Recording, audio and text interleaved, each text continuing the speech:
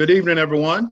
For those of you that do not know me, I am Shed Mayberry, District 22 Club Growth Director. And tonight's training is optimizing interview techniques. We want to give real life training to District 22 members and leaders, not only for Toastmaster, but also to take outside of Toastmasters. So this training tonight is something that you can carry outside of Toastmasters to share with your work colleagues or anyone that's affected by COVID, anyone that's looking to build their confidence, or anyone that's just looking to be a leader in an organization, in the community, or community event, or anything like that. So hopefully this training, you take something away. We will be able to share the slides with you at the end of the training for you to be able to take something away. There's three things I really want you to get out of this training at the very end. Is one, to hopefully make you more professional. Two, to be creative. This is the time of in our lives right now that we have to be creative, think outside the box. And number three is to be more confident. For those that have been on interviews before, you never know what anyone is going to ask you, but you always want to hire the best person who appears more confident in their questioning. They might not get the questions right, but if they're more confident, those are the person that you want to go on and represent your organization. So those are the three things that hopefully you get out of the training today.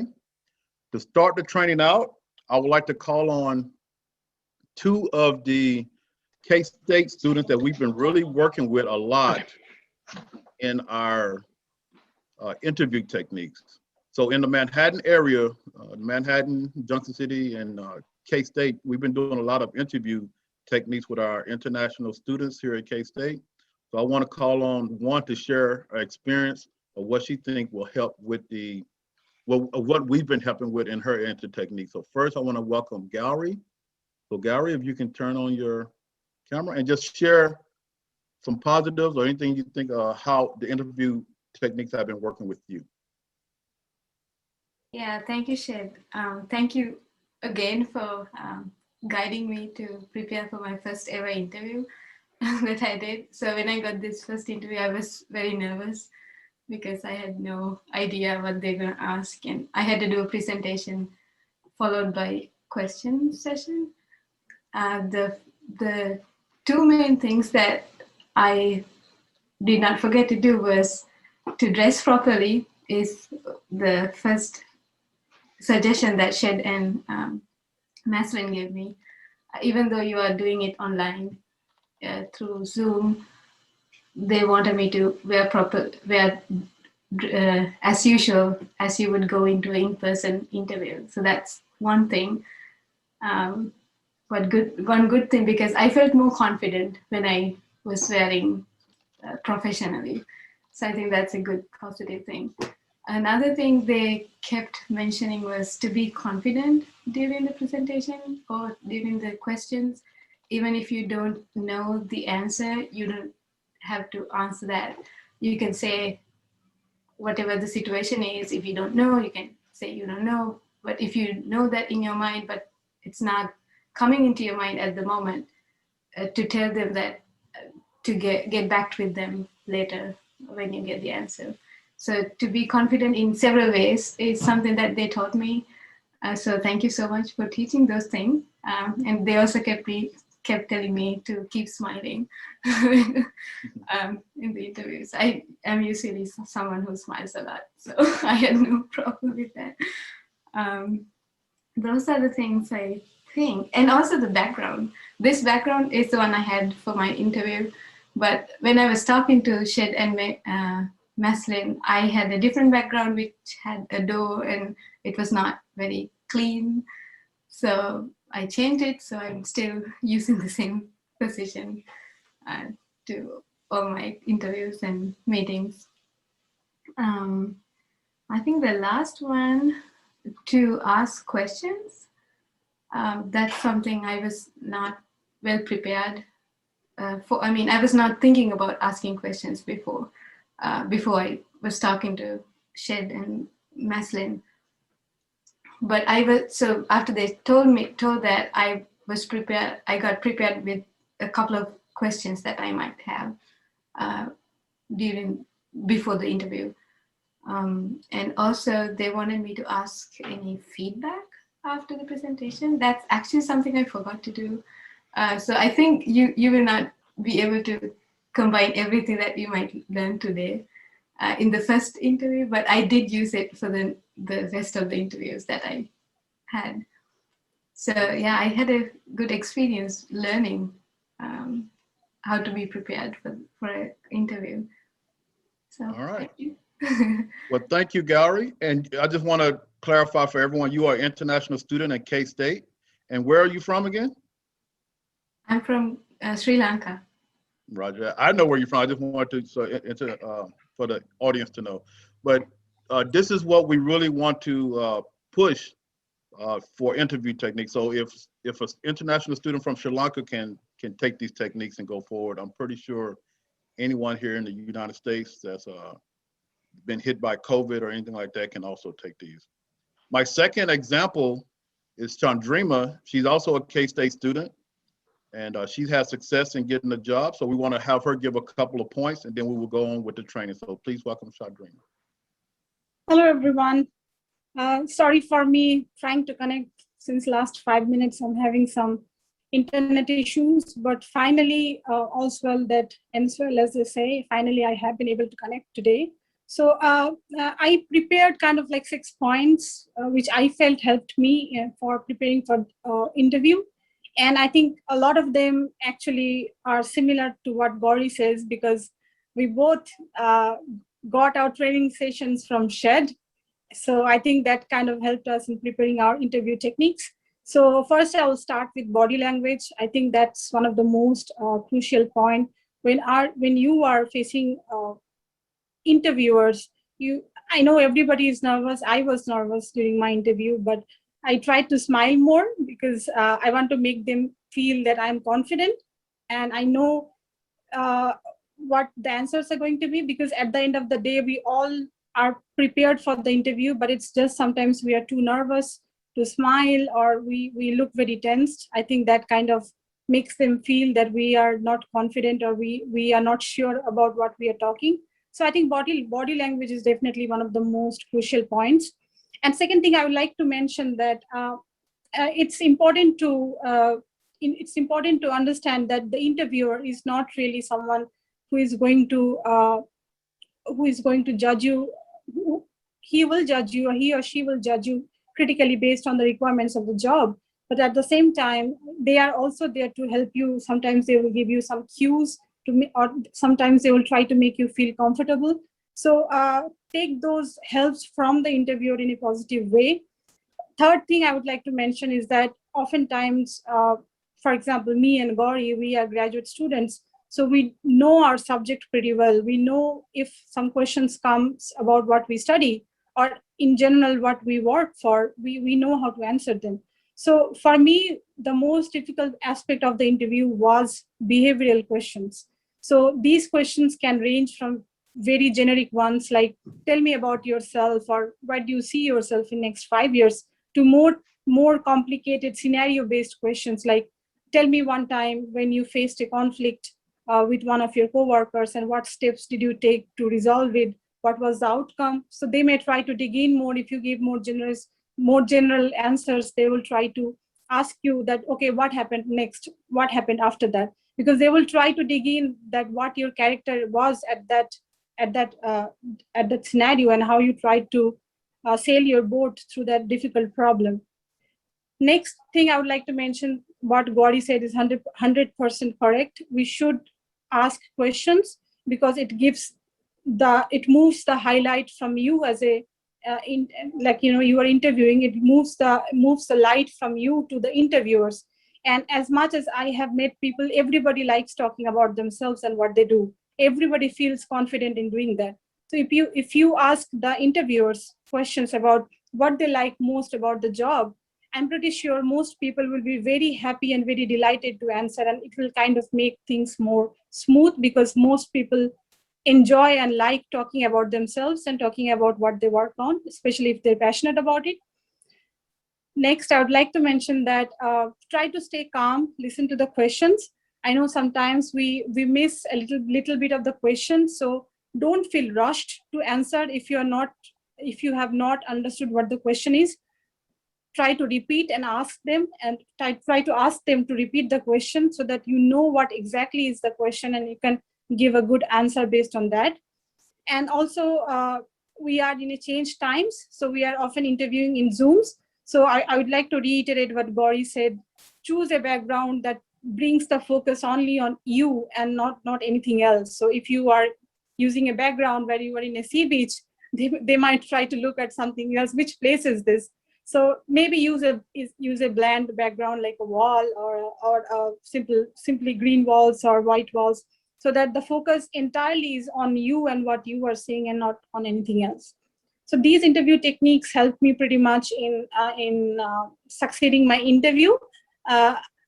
What Gauri said is right. Even though I practiced, I was not able to incorporate 100% of those techniques, but I think I did pretty well. So next time, if I interview for a better job, so I think I will be more prepared and I will give 100% next time, for sure. Thank you, Chandrima, and I'm pretty sure you gave 100% at that interview. I want to thank you. I want to thank both of those for those testimonies for the interview techniques. And that is just something that we're working in our community on helping our international students go out and be better citizens and get the jobs that they want. With that, I'm gonna go ahead and share my screen. And once again, there's 3 things I really want you to get out of the training today. And that is be more professional, be creative, think outside the box, especially in during this pandemic time, and to be more confident. The high points, as you heard from Chandrima and Gauri, during your interview, smile. Who wants to hire a grumpy old man, right? So you want to make sure that you're smiling, display that that you're not nervous, that confidence that you have. It's your interview, believe it or not. All right, it's your interview, so you handle it the way you best can. All right, it's not their interview, it's yours. Own it. After the interview, a lot of people say, "Oh, I did this, I did that." You know, own it. Own your mistakes. If you didn't get something to ask or you didn't get something across, just do better on the next interview. The last step, one of the high points, is be prepared. Practice. Go get a friend, get a work colleague, and have someone go over an interview process with you. That's the best way you can do it. Just try to be as best prepared as you can. So those are some of the highlights. Once again, I'll break this down into 3 sessions. The first type is going to go over each type of interview. The first is a phone. Second is video, and then of course the one that I really like is in person. Just like Toastmaster meetings, we love in-person meetings.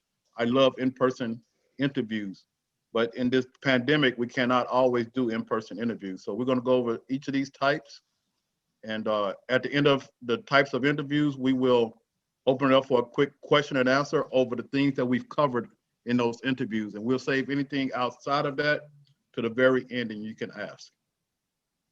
So the first phone interview tips, all right, first technique you have. Once you've made it to this point, you've already met the minimum requirements for the job. They've already went through your resume and everything and say, okay, this is one of the people that we want to interview. This is the point of the time of your interview when the company is trying to narrow down their pool, all right? This is what we say in human resources, because I work in human resources, don't eliminate yourself. The company is looking to narrow down their field of who they're going to select.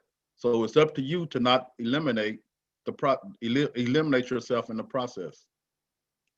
Take this phone interview as seriously as you would as an in-person interview. You heard through the 2 testimonies. We asked them, just because you're on a phone interview or if you're on Zoom, you still want to dress for the job that you want. All right, so take it just as seriously. Just because they cannot see you, you still want to take that point seriously. Try to focus and cut out any distractions. The best you can, try to cut out any distraction. Now, of course, if you live next to a railroad, that's something you probably can't prevent if a train comes through during your interview. But you want to try to make sure the kids are at a friend's house for those 30 minutes or an hour during your interview. Make sure, you let the wife know, hey, at this time, can you not cook anything or wash clothes or anything like that? So you want to cut out as many distractions as you can during the time of your interview, during that hour or however long your interview is going to be. Do some research of the company before your interview. In this time of Google and social media, there's no reason why we should not be knowing something about the company that we're applying to go work for. So do some type of research for that job before you actually do the interview. You want to listen and don't dominate the conversation. Keep your comments short, all right? Only give them what they asked for and probably a little bit more, but keep your comments probably within about a minute. So you don't want to dominate the conversation, especially if you're trying to get in the door. Prepare some type of cheat sheet. You can always Google tips and things of that nature like that. Have questions ready, but have some type of cheat sheet or pencil and paper always prepared, always there ready in case they ask you a question. Make sure you slow down and take your time. If your interview is for an hour, don't say, oh, I can get this knocked out in 30 minutes. No, take your time allowed if you really want this job. Be ready for common phone interview questions. All right. Once again, that just goes back to be prepared. And at the very end, send a thank you email. As best you can, try to get who's on the interview panel and send them some type of thank you on your notes. Continuing on with the phone interview techniques. Once again, no distractions. Turn off your cell phone. Just like at a Toastmaster meeting, I let everyone know once the meeting starts, my phone is off. So if you're trying to call me and you're late to the meeting, then you're probably not going to get me. All right. Be honest and give complete answers. Give concrete answers. If something happened, give a concrete answer. Don't, well, I think this or thought that or whatever. Try to keep it as concrete as possible and give a complete answer. Be positive about yourself. I know a lot of people hate talking about themselves. I hate talking about myself also, but be positive about yourself and any past experiences. Don't talk negatively about past work experiences or bosses, especially if you're in a small neighborhood, because everyone knows each other. So you don't want to be talking negatively about anyone else in your past workforce. Try to avoid 1 or 2 word responses. So if someone asks you a question and all you can think of is yes, try to add on to that. Once again, keep it about 30 seconds, but try to avoid those 1 or 2 word responses. They want to know more. So hopefully they're not dragging it out of you. Try to keep your responses 1 to 2 minutes. Avoid paraphrasing the question to avoid any misunderstanding. If you don't understand the question, ask them to say it in another way or repeat the question. And then always search for the good stuff. That's one thing in human resources we always looking for, someone searching for the good stuff, not any negative things in the interview. Moving on to the video interview. Well, we just went over some of the phone interviews and we can discuss this while doing the Q&A after this. But some of the things will also be the same in the phone interview. Some things that I added was try to do as much pre-work as possible before your video interview. We talked about your background, all right? I know my background is kind of busy behind me right now, but you saw the 2 testimonies, they had bare backgrounds, and that's what you want. You want to check your connectivity. If you're working in the basement and your connectivity is not in the basement, you might want to move somewhere where your connectivity is better. Once again, rehearse with someone, ask them, how do you sound? How do my video look? So you want to do as much pre-work as possible before the actual interview. We already talked about the background. You want to make sure your lighting is good. All right, you don't want to wash yourself out. Maintain eye contact. We all know sometimes with the Zoom, you may be thinking you're looking at the camera, but you're actually looking at something else. So you want to make sure you practice. And we talk about that in Toastmasters, looking at the audience, and that's the camera. So you want to make sure you maintain eye contact, sit up straight. I know I'm always leaning forward because I'm ready to get into the action, but you want to sit up straight, not lean back. We talk about framing yourself from the chest up. All right. Dress for the job you want. I remember I went and applied for a maintenance position. Came in with a suit and tie. They said, wow, I want your job. Even though I might be coming here for a maintenance position, dress for the job you want. Don't come in with ripped jeans and things of that nature like that, all right? Body language. Use your hands when you're talking. Don't sit with your hands crossed. That's negative language right there. So you want to keep the positive nonverbal communication. Try not to say, when they ask you a question, it's like, yes or no is what you want to hear, all right? So you don't want to have that negative body language. Open body language is what the organization is looking for. We already talked about avoid crossing your arms and legs. For in-person interviews, I love in-person interviews because they really get to see you. So you want to practice on your interview. Own it, it's yours. Develop a connection. When I talk about developing a connection, especially in a small environment, if you walk in and you know someone, try to have that connection before you even get into the interview. For instance, Shed Mayberry, your name is very familiar. Where do I know you from? So you want to have that connection before you actually go into the interview, if possible. If not, you still want to have that connection once they go through and interview themselves or introduce themselves, to have some type of connection with the organization. We are talking about researching the company. Show them what you know about the company. That is the biggest thing an organization loves. If you can tell them about an organization, oh, I see that you just opened up a new building at your hospital here. It houses 1,100 people.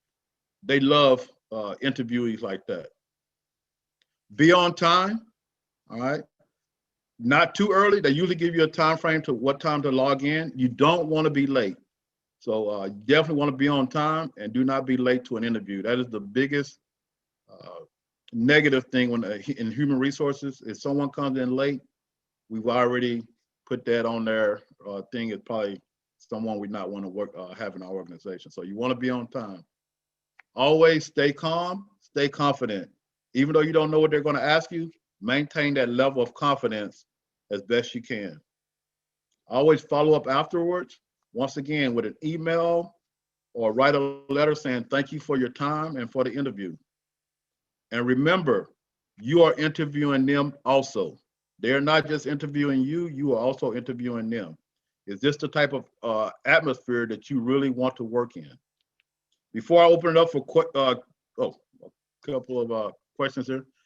For in-person, don't go in all cologned up or over perfume yourself. All right, that's another negative thing we usually mark in human resources, because we feel like they're trying to hide something. You want to dress business casual. All right, clean, pressed clothes. Right now, my beard is kind of raggedy, but I will go in there with a shave beard, my haircut. You want to conceal any piercings, tattoos as best you can. All right, you don't want to go in an interview with your nose ring hanging all out and things of that nature like that. So you want to be as professional as possible for that job interview. Dress for success. We talk about that all the time. Once again, avoid using head nods, answers. Answer yes or no. Think about in a courtroom when the judge say, when they ask you a question, you say, no. They want to hear yes or no is what they want to hear. Before I open it up for question and answers, these are a couple of interviewing attires that we do, the do's and the don'ts. All right, we already talked about the for the slide on the left-hand side for the gentleman. A couple of the do's. Once again, we talk about try not to wear any earrings for your interview, or any kind of piercings or anything like that. Try not to wear those. You want to dress professionally, wear a tie if possible. And of course, shoes and socks. All right, I've been on interviews where people come in and you see the guy next to him, he come in with no socks on. All right, it's your prerogative, but I'm just letting you know. I work in human resources. That's probably something that we would not, someone we would not hire. All right. Once again, hair facial should be neat and trim.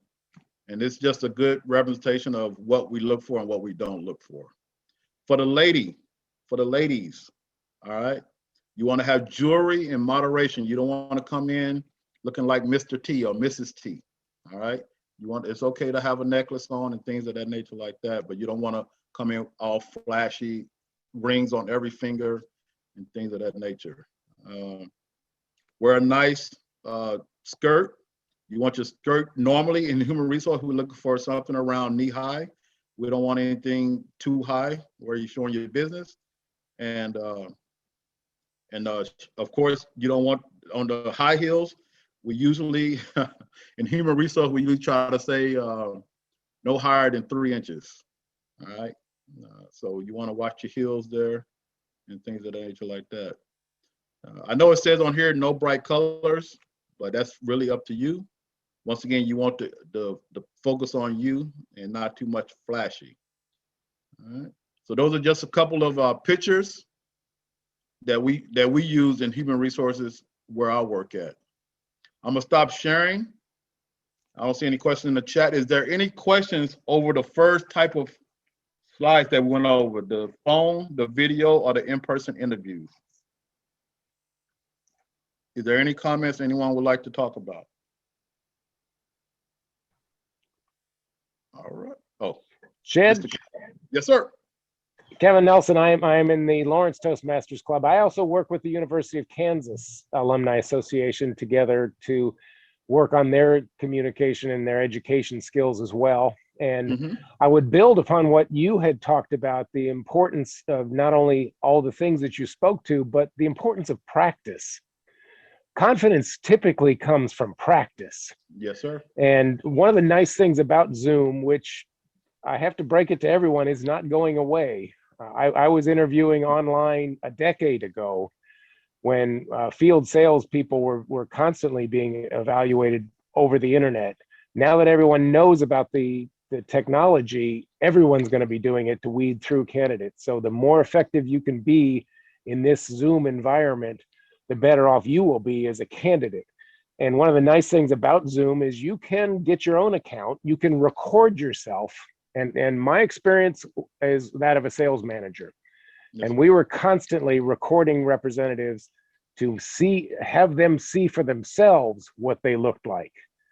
And that process, as difficult as it was extremely valuable. Everyone hated it, but everyone benefited from it. And everyone in this group and everyone with access to Zoom has the opportunity to record themselves and see how they come across in the video environment. Yes, sir. And once again, it goes back to practice, practice, practice. There's not enough practice you can do before your actual interview. Hopefully you guys are doing great things also there in KU. Once again, I had a couple of K-State students here. So if there's no questions, what I'll do is continue on with the training. We'll go over some common interview questions, some common questions that you can ask, and then we'll see if any other questions before we go into conclusion. So I'm gonna go back to Sharon. Okay. There is one question in the chat, Chad. Okay.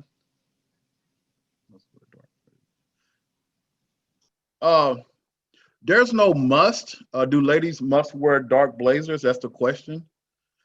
There's no must. Those are recommendations that we use at the hospital where I work at. Once again, these are just recommendations on what they ask you to wear, like plain clothing, dark clothing, or whatever. Not like you're going to a funeral, but just something basic. We don't want you to come in and I'm not talking, but like a rainbow suit or anything like that. You know, not anything too flashy for the interview. So that's why we try to say kind of like dark colors, plain colors, and things like that. You do not.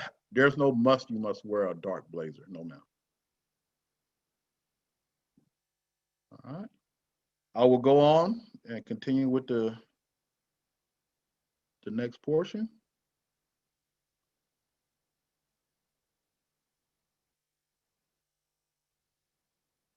All right. So the next portion is we're going to go over some common interview questions on what to expect. Once again, this goes into the practice that we had talked about there in the conversation before. So these are just some common questions. that you can practice. And once again, we will share these slides with you. So one of the questions is, tell us, everyone always knows this, tell us a little something about yourself and your work background. All right, that is something that you should always be prepared to tell someone at an interview about yourself or in your past work history. Why are you leaving your last position, or why did you leave your last position?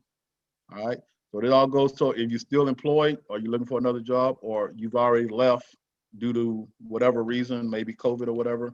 They want to know, why did you leave your last position? Be honest, because they will reach out and contact your past employer. So you want to be honest on why you left. What do you believe in your past or current job has prepared you to assume this position?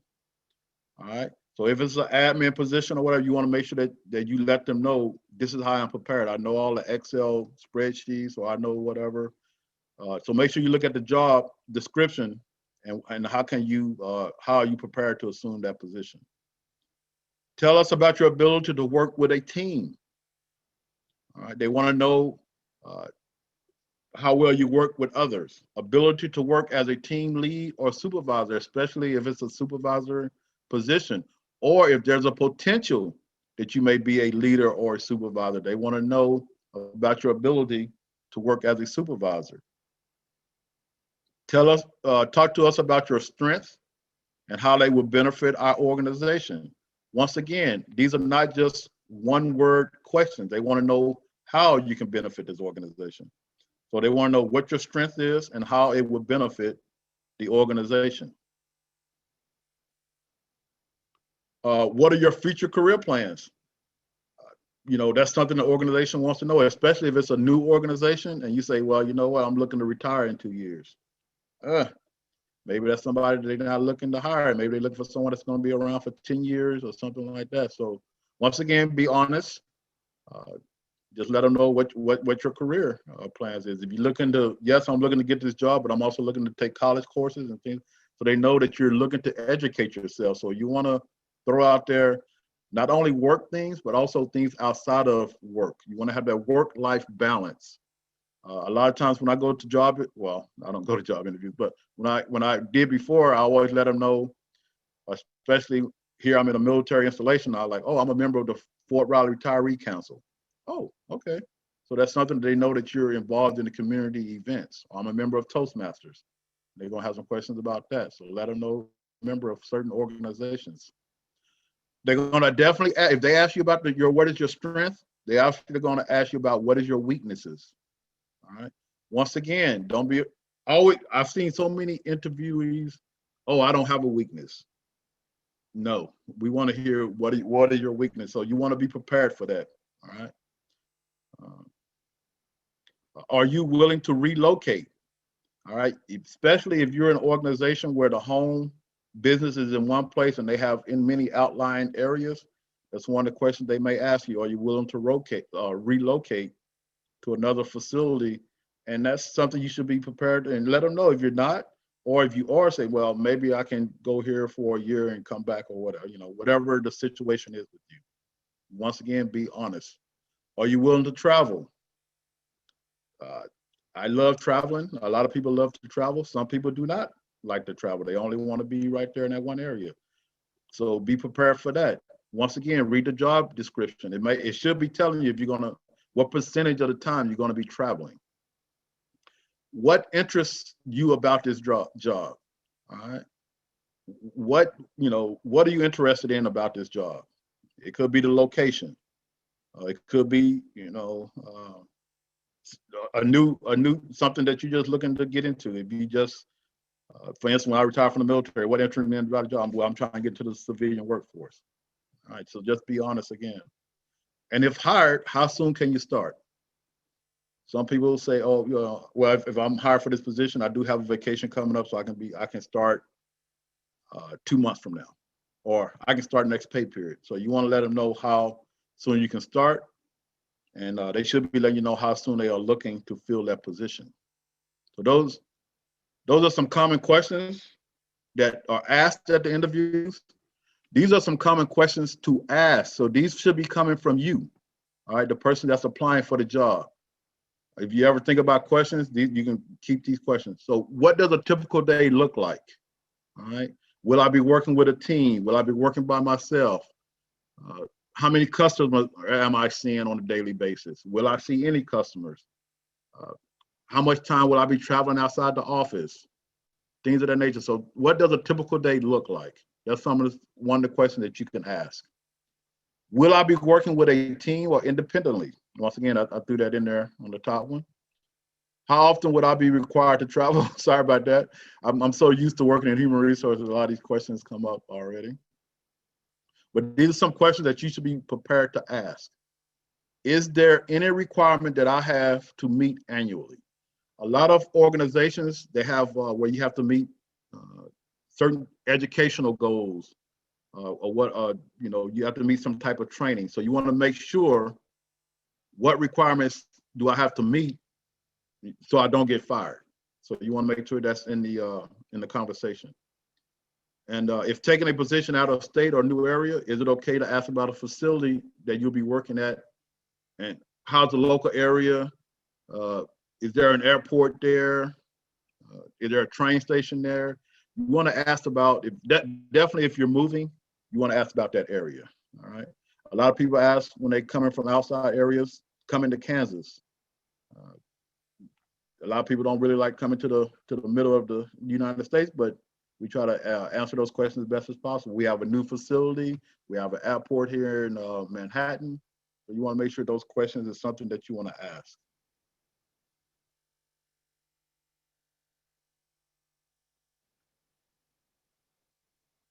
All right. So with that, I want to open it up before we go into the conclusion portion. Shed, this is Kiyomi. I have a couple of comments. Yes, ma'am. Fantastic. So back to, I think it's the slide before this one. You had said that they'll ask about weaknesses. So one of the techniques that I use and encourage other people to use when they're sharing a weakness is to, sorry, somebody's honking, is to talk about how you're working on that weakness. So let's say somebody's weakness is they have difficulty saying no. And so what you might say is, well, sometimes I have difficulty saying no, which then tends to overload my plate. So what's important for me is to have a very close relationship with my manager so we can talk about priorities on a regular basis. So that's something I would encourage people to do. Instead of just saying what a weakness is, talk about how you mitigate that weakness. Exactly. And that is a good point, Kiyomi. I'm gonna tell you, one of my weaknesses I used on my interview was I tend to be a workaholic. And the way I corrected that, I told them that I really learned how to work on my work-life balance. And the way I done that was I went out and I got involved in the Report Raleigh Retiree Council. So that lets me know I have to get out of work to go to these other meetings. And also now as a Toastmaster, it's not all about work now. I have to, I have meetings that I love to go to and things like that. So you really got to have that work-life balance. So that was my weakness when I first got involved at the hospital. I've been there since for over 10 years now, but I was a workaholic. I said, oh, I'll work for you until I'm burnt out. But now I really learned how to work on my work-life balance. Yeah, that's fantastic.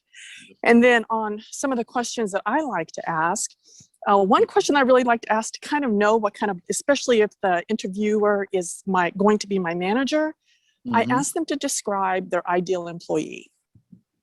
And if they describe an ideal employee that fits who I am, then I know that they'll be a good manager for me.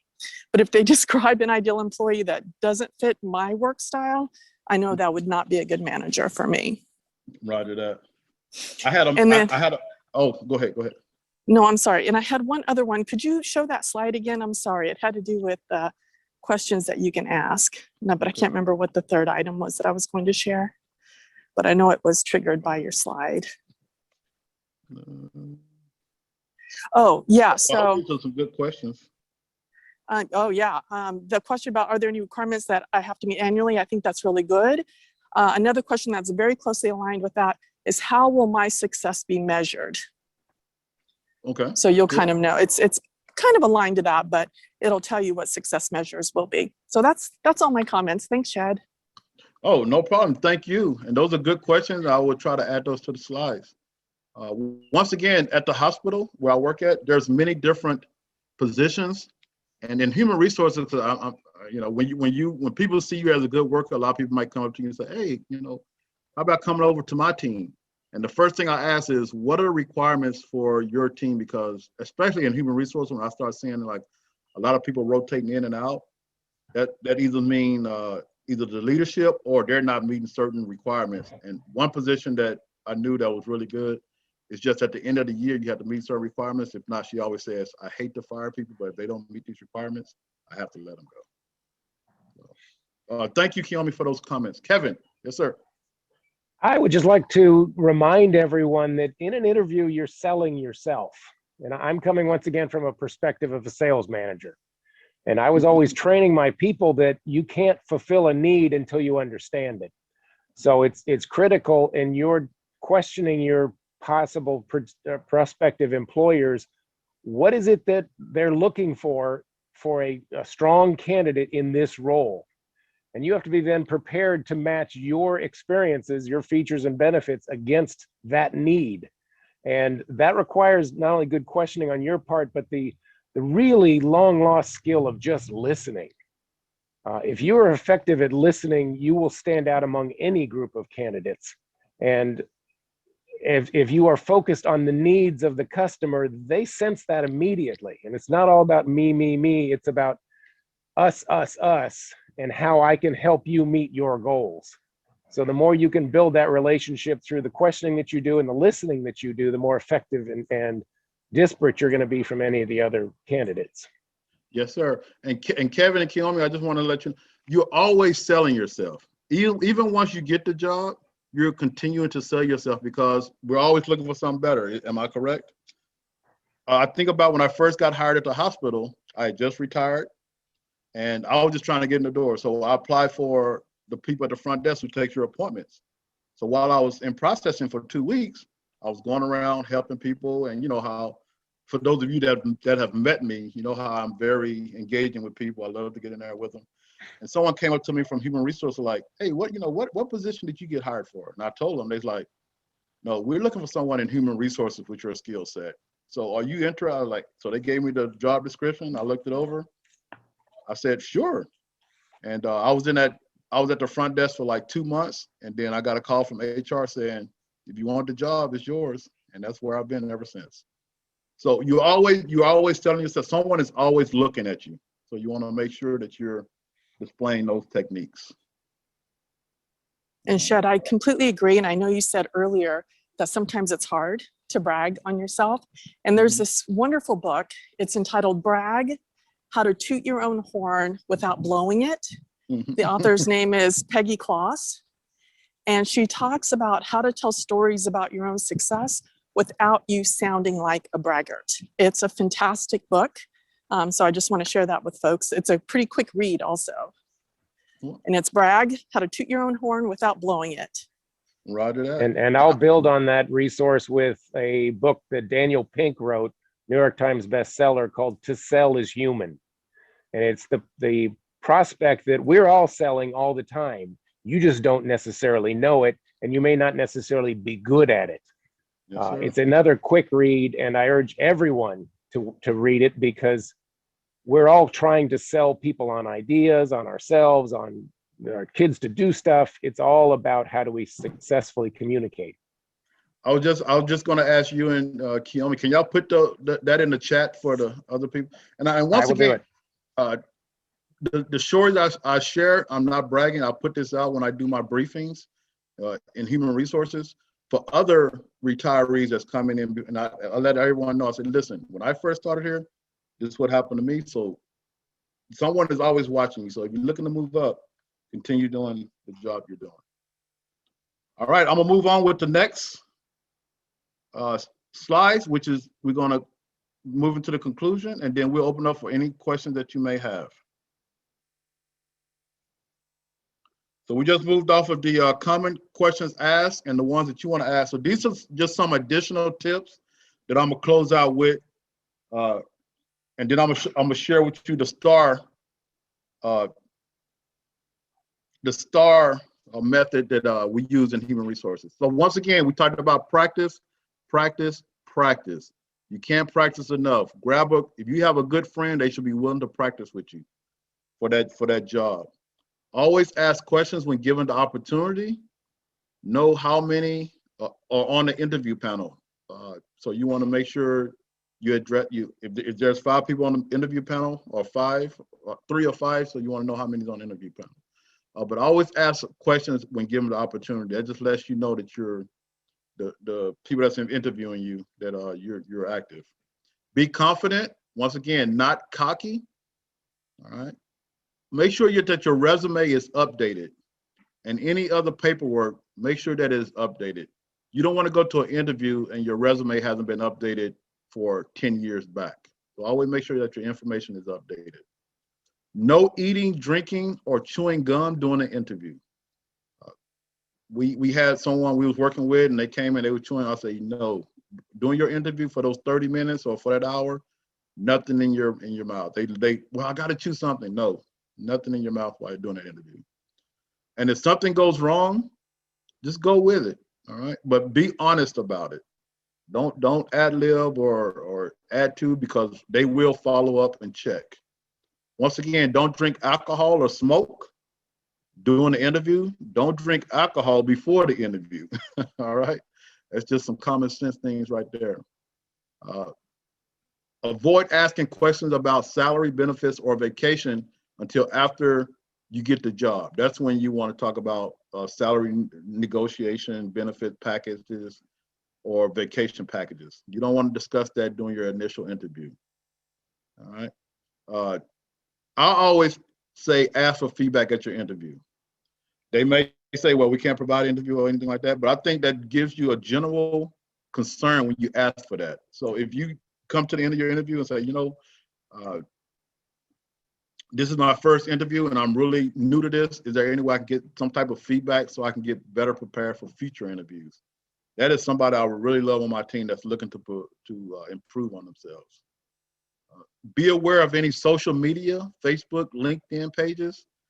When I talk about social media, you don't want to be, and everyone's out. I'm not talking bad about anything. I'm just you don't want to be in pictures where there's, a level of guns behind you, or anything negative or anything like that. So you want to be aware of what you're posting on Facebook and things of that nature like that.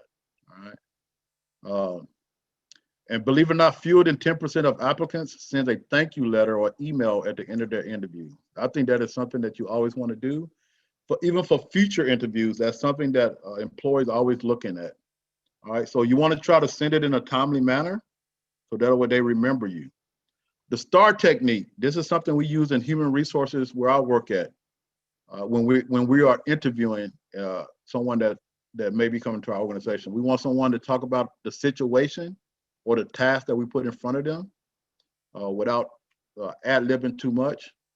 The action that you take, what is the action that you take during this certain situation? If you have a disruptive customer, what is the action that you would take? All right. And the results achieved. Talk about what action you would take, and then at the end, if there was any results that happened, the customer went on, became one of our greatest customers out there and comes back every year. You want to talk about that. This is what makes your interview answers uniquely yours and will make your interview answers a STAR. So this is the acronym STAR that we use where I work at in human resources. In conclusion, always express thanks at the end of the interview. Thank you for your time. I want to thank everyone for their time, and always end with a smile. Always begin the interviews with a smile. Continue with a smile. Even during your questions, you might think something went wrong. Always finish with a smile, because you're not going to get all the questions right. And follow up with a thank you note. One thing in human resource, we always say, what is the biggest thing? Thank you. All right. And that's the biggest thing you can always end with. That concludes my slideshow. I really hope that you guys got something out of it.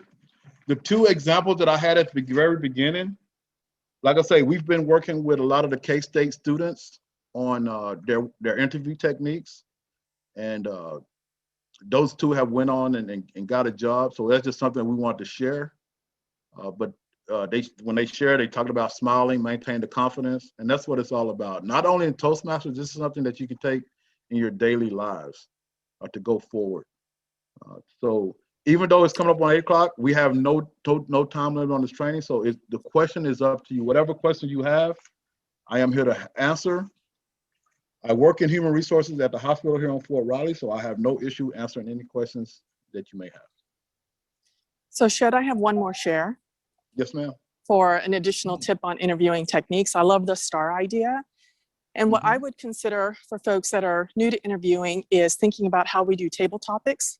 Once a question is asked, you can repeat the question, have a good solid beginning, middle, and most importantly, have a solid end. A lot of times when people are interviewing, they trail off or there's some silence because the interviewer is making notes. And then we have a tendency to continue to babble.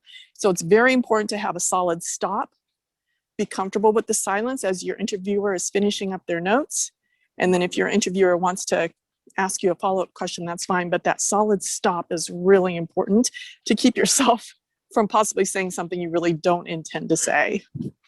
Yes, I've seen a lot of people do that. They start, going to the end and but yes, just come to a stop, just like in Toastmasters. Once you feel that red light on you, or you feel like I don't have anything else, just stop. Yep. Kevin, you have something? I do, Shed, and I would build on the point just made. The best way to follow up after that stop is to say, does that answer your question? Because once again, they have needs. And if you're not fulfilling their needs, then you're not really doing what they're wanting you to do. The STAR technique I've been using for decades in hiring hundreds of people. It's not at all unique. It's something every behavioral interviewer is going to do with you. You need to have good examples of those stars. And unlike myself, who was interviewing a long time ago, you have the internet now where you can go in and say, interview questions around this job. And all of those questions will come up. You need to then go into your own profile and come up with examples with stars that match that behavior, because that's what they're after, is behaviors. Because people are delivering behaviors to a job. They're not delivering themselves. It's my ability to do something. And what you've done in the past is the best example of what you're going to do in the future. The other thing that is really important with respect to stars is, and I would actually tell the people I interviewed with, I'm not necessarily looking for the President's Club example. I'd be perfectly happy with, this is the situation, much like what you just described, and I did this, and it was a complete disaster. And what I learned from that was, for me as a manager, I really wanted to know someone was willing to share that kind of challenge and their ability to learn, because that's what ultimately I need, is someone who can learn. Roger that. And once again, this training, I saw a couple of comments. Thanks for the training.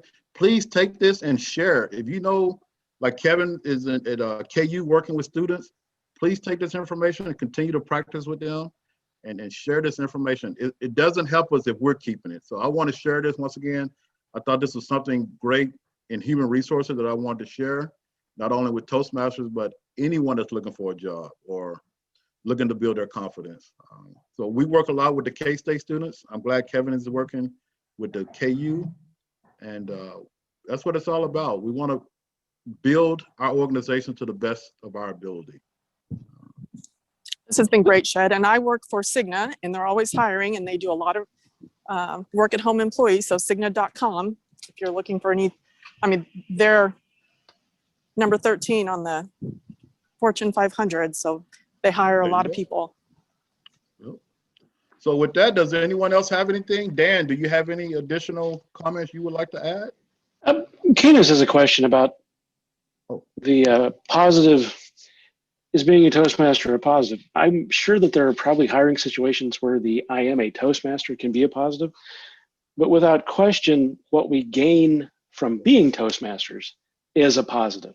Like confidence, many of the things that Shed just covered, we do in a lot of typical meetings. Think about how valuable table topics is to answering interview questions, or just being well-spoken, being confident in what you share.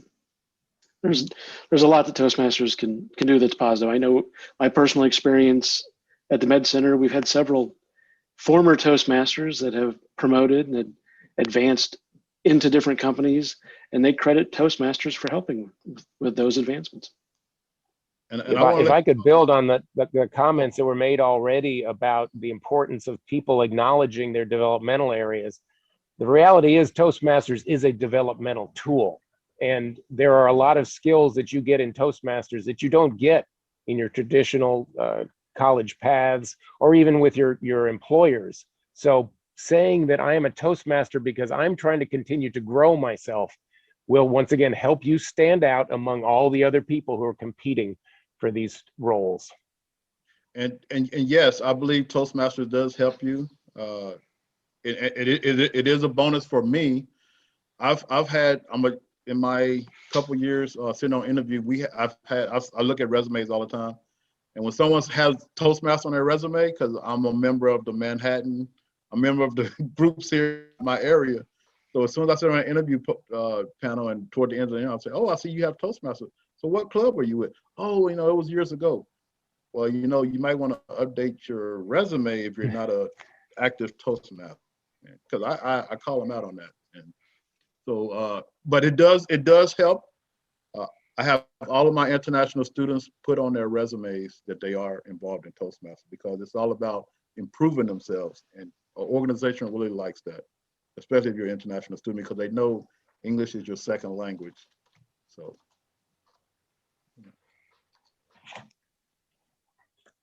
But yes, Toastmaster does help. Anything else? All right, because we got plenty of time. I know we said 8 o'clock, 7 to 8, but I have no issue going on. I want to thank everyone for coming out. I know we have 41 signed up, but I guess a lot of people fell off. But hope you guys enjoyed the 2 testimonies that we shared at the beginning. And I hope you enjoyed the slideshows. The slideshow will be available. We will make sure that Terry Ann puts it out there for you guys to go back and reference. And I want to thank Kevin, Kiyomi, and everyone else that participated. I want to thank Dan for being the Zoom master and holding everything together. I want to thank everything in the world held that I did not lose connectivity the last couple of days. I've been losing connectivity badly. But thank you all for what you do with Toastmasters. So continue to please go forth and continue doing great things. And if anyone has any other questions, hopefully this helped with your confidence. And if you're applying for a job, go out there and use some of these techniques. They really work. Thank you, Shad. All right. Thank you, Kevin. Thank you, guys. Thank you for working with the KU students. Thanks, everyone.